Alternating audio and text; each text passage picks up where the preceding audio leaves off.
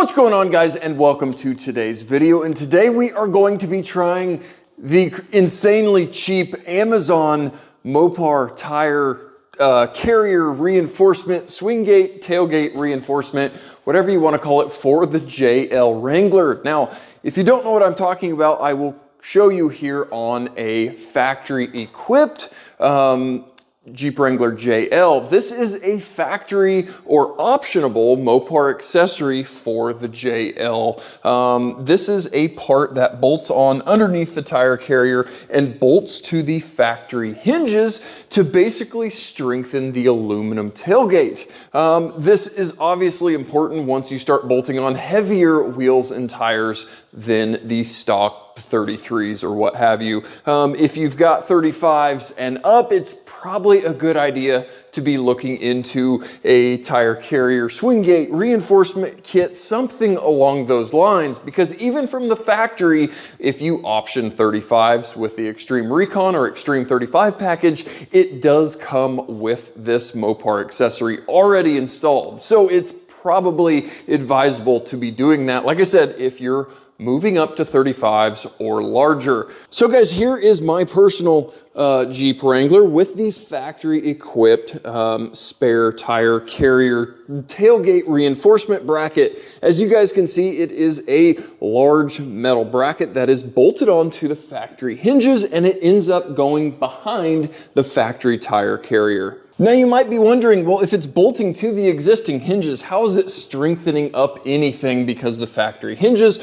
are still attached to the tub and etc. But the issue isn't necessarily the hinge strength. It's more to the fact that the tire carrier is not attached to the hinges, if you will. Again, this is an aluminum tailgate on a JL, so we've got a tire carrier holding a 100+ pound wheel and tire assembly bolted to an aluminum tailgate, then bolted to these steel hinges to the steel tub. So the whole point of that bracket is to reinforce and tie all of this together. Now you might be wondering, well, what's the point of this video? You've already made a video forever ago about installing this part, but this is not that part.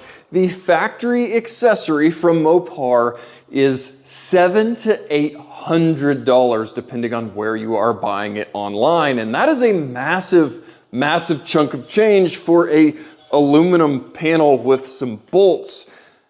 Now this, although it does look identical, it is not the Mopar part. This is a copycat, a obviously probably Chinese copy of the Mopar reinforcement bracket. And this cost me not $800, but this cost me $80 on Amazon. I've seen these things on Amazon and on eBay forever, and I've always wondered, man, I wonder if these are garbage or are these literally identical to the Mopar. So for the last time, one finally scrolled across the Amazon listing, and I had to try it. So I ended up picking up the cheapest one I could find. This was like $86, I believe. And again, it does come with hardware, parts and pieces, and I've installed hundreds of the Mopar ones at the shop. So I thought I would be, of anybody out there, a very good, person to be able to determine if this is very OEM or if this is cheap garbage.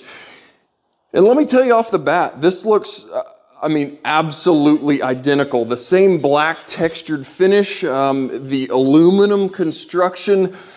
I would be very, very hard pressed to be able to set two side by side and tell you one is factory and one is an $80 Chinese copy. I mean, I'm not even sure what to look at to be able to know if it was different. Again, we've got my factory one over there, and the texture, the feel, everything is identical. Now, some of the other parts that come in the kit, just like the Mopar kit, are bolts, washers. We've got a couple of spacers here that need to go on the opposite side of the factory tire carrier. Since this bolts over it, the other side also needs the same spacement, or the same spacer here as this side, so it sits nice and flush. I mean, it is all here. It is kind of ridiculous how much was copied or potentially from the same manufacturer. I have no idea. Now, one thing I was absolutely blown away with is the rubber tire bumpers. These go on the tailgate, and these are a little bit longer, just like in the Mopar kit that are typically required with the spacer in place. And one thing that kind of got me was the Mopar part numbers on the back side of this thing. Is this all Mopar stuff that was sold for cheap? Gosh, I really have no idea. The bolts, I will say, are slightly different. These are some 13 millimeter headed bolts and some 10 millimeter headed bolts. These look literally identical. I don't know. This looks very, very Mopar to me, or the Chinese company that is copying all this did an amazing job. Let me show you here on the Mopar part numbers. There you guys can kind of see it. 86, 29, 75, 42 AA. This is a Mopar part, or the best copy I've ever seen in my life, to the point where they, again, put the Mopar part numbers. So, is this all Mopar stuff? I honestly have no idea. The only thing it is missing from the kit that would come with a Mopar is the Jeep Performance Part badge.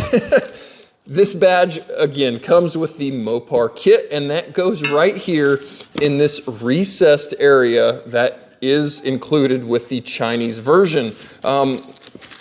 So if you want to make yours even more authentic, you can pick yourself up a Jeep badge here and stick it into place. I will throw the part number down in the description for the Jeep Performance Part badge if you, again, want this thing literally the same as the Mopar kit. So let's work on getting this thing bolted on. I will kind of talk through my process on how I bolt the Mopar swing gate reinforcement on there and see how this thing fits. Now guys, step one is unbolting the original or factory tire carrier off of the tailgate, but I personally like to unhook the wiring from the tailgate so I can just fully pull this thing off and I'm not hanging and dangling by the wiring and just causing issues. So I like to, again, unplug this from the inside of the vehicle so I can fully unbolt this and get it out of the way. So inside our tailgate, this panel comes off extremely easy. You just get under it and start pulling.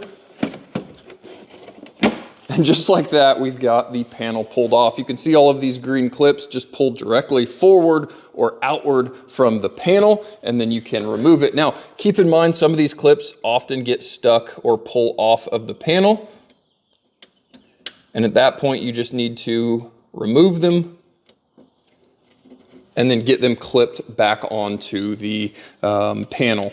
Now for the two electrical connectors for the tire carrier, it is just going to be these top two. This is our camera connector and this is for the third brake light. This bottom one here, we do not need to disconnect. This is for the electronic locks here in the tailgate. So with the red lock tab pulled back,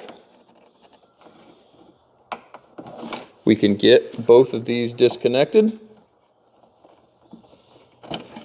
Now with those electrical connectors disconnected, we can get them fed out of the opening here in the tailgate. And now we can finally disconnect the tire carrier. Now we've got 8 13 millimeter bolts, 2 at each corner, and that will lift and pull out of the way.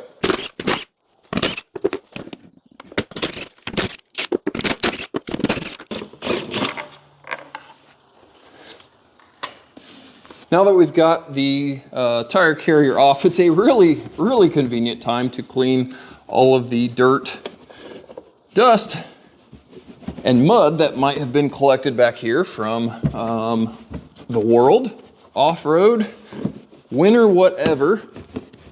Once you've got that cleaned up, or you feel good about bolting something back over it, we're gonna be ready to take our tailgate hinge bolts out. But before I do that, I like to do one thing here to kind of help hold that tailgate where it's not going to move, sag, whatever. I personally grab some painter's tape here and throw quite a few strips here to help with tailgate alignment.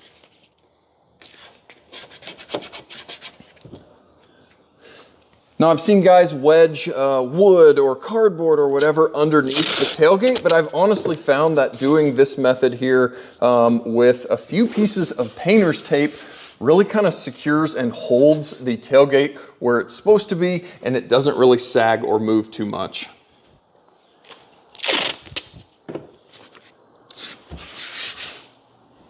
Okay, so to get our bolts out, these are a T55 Torx here, and they are kind of a bear because you've got paint in the bolt heads. So you gotta be kind of mindful, make sure you get that Torx all the way in, maybe use a little hammer to tap it fully in to make sure that thing is seated, and then break that thing loose and move on to the next. Now, once those are all broken loose, you can grab something and go ahead and spin those out the rest of the way. Now that we've got those bolts out, we are ready to get our bracket installed. Now, we've got the bolts with some washers, and on the back of each of these, we've got a metal spacer that basically sits right in there like that. It's a little bit tedious trying to get all of them lined up, but it is, again, the same deal with that Mopar factory carrier. Now guys, as we tighten these down, we need to be mindful of these holes here and lining up with the, again, existing holes in the tailgate, because the spare tire carrier is going to need to bolt back over this location. So again, make sure you hold this in place and get everything lined up. Once you're confident with the holes being lined up, you're going to be able to tighten these down. And now with that tightened down, we should be good to pull our tape off, since we are back to the tailgate being bolted on firmly. And while we are over here, we can get our tire bumpers swapped out with the larger version. Now, one thing I've found that's really helpful with these tire bumpers is spraying these with a little bit of glass cleaner and then putting them through, but then opening the tailgate and pulling them through the rest of the way with a pair of pliers, and that really seems to work good.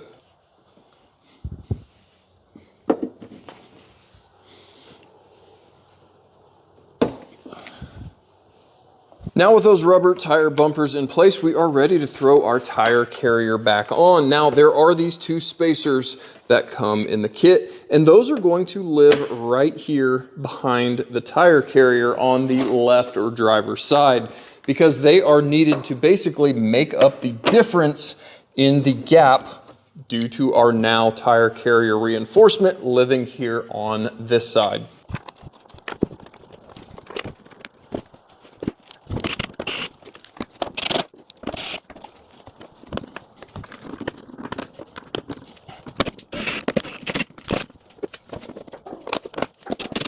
Now with the tire carrier bolted back on, we're able to get our wiring fed back through. Get the interior trim panel thrown back on. And then last but not least, the finishing touch, the Jeep Performance Parts badge that literally has the recessed hole for it here on the back of the bracket.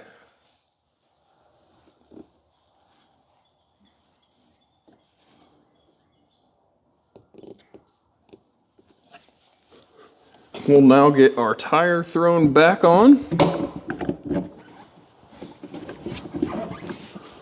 And guys, now just like that, we've got the knockoff, maybe fake, but maybe real Mopar tailgate reinforcement bracket on here. And we've only saved ourselves about $700 versus buying it new or buying the Mopar part number. Again, things that are different. The bolts are definitely absolutely different. The Mopar has Torx bolts in place of these 13 millimeter bolts. So that is absolutely different. It does not come with the Jeep Performance badge, little parts badge, which I'll try to throw the part number down in the description. But Other than that, my goodness, I'm not sure I would know what is different, or God, it looks really similar, if not the same as the Mopar. I would be really interested to know what factory the Mopar one comes from versus this one. Does it happen to be the same building in China?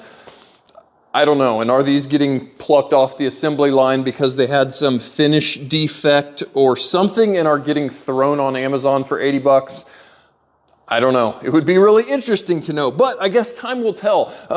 This thing will this will continue to be daily driven, and heck, for all I know, maybe all the paint will flake and peel off, and it will look really poorly in a short amount of time. As summer's coming, again, maybe the paint will all fade, flake, peel off, and we will quickly find out that the quality is not there. Again, next winter, it'll be interesting to see if this thing starts corroding and peeling, and again, looking like junk because it was $80 versus $800, or is it going to be absolutely fine and hold up? And now we've got a more reinforced tailgate for when it goes off-road and it gets 35s bolted on, and we've got our big heavier spare wheel and tire on it. I'll feel a little bit better about that aluminum tailgate flexing and moving down the trail. So guys, what can I say? I don't know if I should say go run out there and buy the $80 tailgate reinforcement and save yourself $700, or maybe wait, give it a little bit of time and see what I come up with here. But man, if you were on the fence about it and you don't want to spend the money and you'd only like to spend $80, I absolutely would try this first.